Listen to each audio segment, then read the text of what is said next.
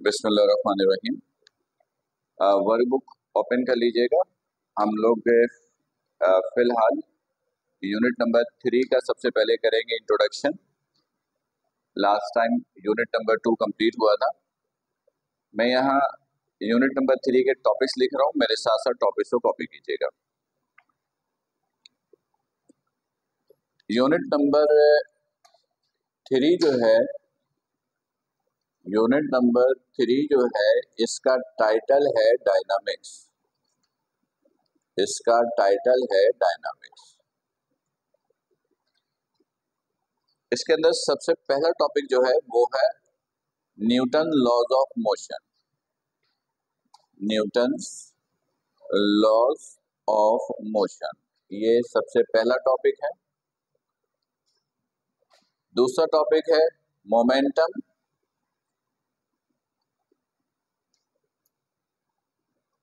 Impulse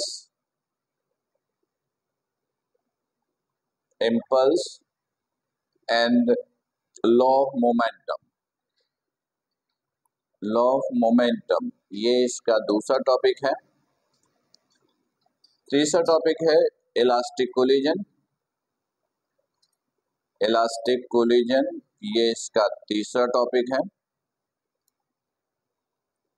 और last topic है friction. इस यूनिट नंबर 3 में बस ये 4 टॉपिक है। इसके अलावा एक्सरसाइज में इस चैप्टर के 7 न्यूमेरिकल्स हैं।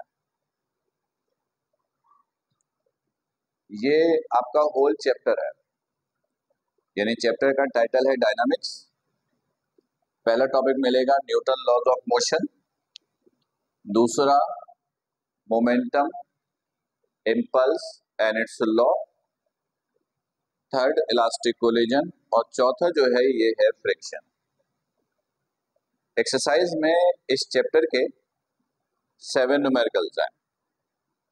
जरा इसको पेपर के पॉइंट ऑफ व्यू से देखोगे कि चैप्टर बजाय छोटा है पर काम का बहुत है, इंपॉर्टेंट बहुत है। इस चैप्टर से कम 10 मार्क्स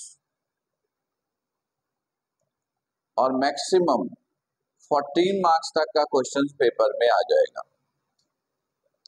हालांकि बहुत छोटा चैप्टर दिख रहा है, लेकिन पेपर के पॉइंट ऑफ व्यू से इसकी वेटेज अच्छी खासी है, यानी कम से कम 10 मार्क्स और ज्यादा से ज्यादा 14 मार्क्स तक का क्वेश्चन इस चैप्टर से पेपर में आ सकता है। ये तो ओवरऑल आपने देखा। अब जरा टॉपिक वाइज देखो। ये टॉपिक पेपर में आया तो सेक्शन बी में, ये आया तो बी में, ये आया तो सी में, और ये आएगा तो बी में।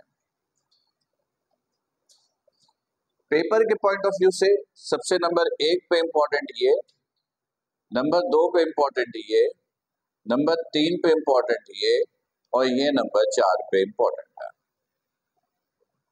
यानी चैप्टर में जो टॉपिक्स हैं उनके इंपॉर्टेंस की सीक्वेंस जरा ये है, राइट। न्यूमेरिकल टोटल 7 है और तकरीबन 100% कंफर्म है कि एक्सरसाइज से एक न्यूमेरिकल पेपर में आएगा। और इसमें से जो इंपॉर्टेंट हैं वो सारे इंपॉर्टेंट हैं, सवाए एक के, ऑल इंपॉर्टेंट एक्सेप्ट नंबर 6। यानी क्वेश्चन नंबर 6 के अलावा सारे के सारे क्वेश्चन इंपॉर्टेंट है। सही है। अच्छा, फिलहाल ये ध्यान पर रखिएगा कि अभी तक हम लोगों ने किसी भी यूनिट के सॉल्व्ड एग्जाम्पल की बात नहीं की है।